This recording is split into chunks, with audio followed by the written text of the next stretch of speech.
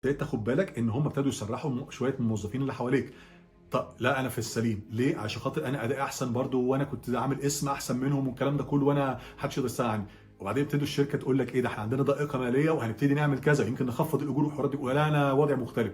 تفضل انت ايه، مطنش مطنش، وفجاه هوب تلاقيهم بيقول لك ايه، مع السلامه انت جيت دور عليك، اتكل على الله.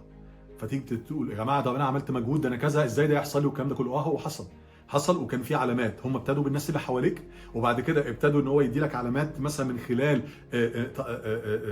تقليل المرتبات، من غير مثلا تقليل الانفاق، من غير حاجه، من خلال الحاجات دي كلها، وانت كنت برضو مطنش. طب هل انا بقول لك مثلا في الحكايه دي كلها ان انت اول ما الحاجات دي تحصل تروح نطت من الشركه او تنط من المركب؟ لا، بس خد حذرك. هو ده النقطه، يعني بالذات في حته الوظيفه دي خد حذرك.